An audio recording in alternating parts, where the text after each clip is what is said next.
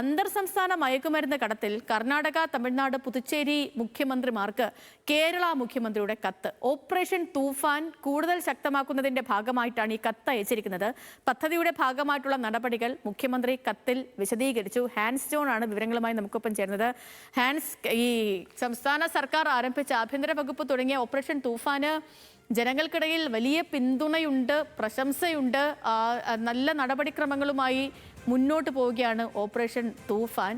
ഇപ്പോൾ അതിൽ കൂടുതൽ പിന്തുണ തേടുന്നു മുഖ്യമന്ത്രി. വിവരങ്ങൾ എങ്ങനെയാണ്?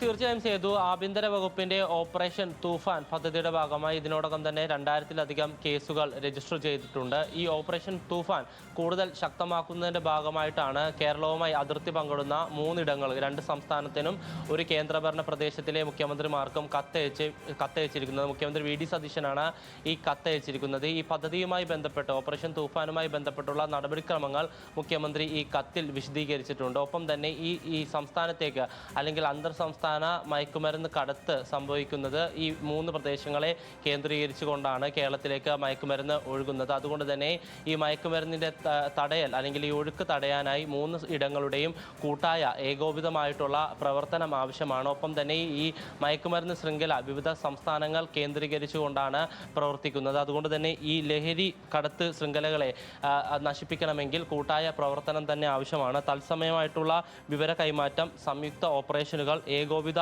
ആസൂത്രണം എന്നിവ അനിവാര്യമാണെന്നാണ് മുഖ്യമന്ത്രി വി ഡി സതീശൻ അയച്ചിരിക്കുന്ന കത്തിൽ പറയുന്നത്. ഒപ്പം തന്നെ ആഭ്യന്തരമന്ത്രി രമേശ് ചെന്നിത്തലയുടെയും DGP ആയിട്ടുള്ള റവാഡ ചന്ദ്രശേഖർ, ടാക്ടിക്കൽ എക്സ്പേർട്ടായിട്ടുള്ള പുട്ട വിമലാദിത്യ എന്നിവരുടെ നേതൃത്വത്തിൽ 3 ഇടങ്ങളിലെയും പോലീസ് ഉദ്യോഗസ്ഥരുമായിട്ടും അതിനോടൊപ്പം തന്നെ ആഭ്യന്തര വകുപ്പിലെ ഉന്നത ഉദ്യോഗസ്ഥരുമായും ഈ വിഷയം ചർച്ച ചെയ്യാൻ തയ്യാറാണെന്നും മുഖ്യമന്ത്രി ഈ കത്തിലൂടെ വ്യക്തമാക്കിയിട്ടുണ്ട്. സേതു.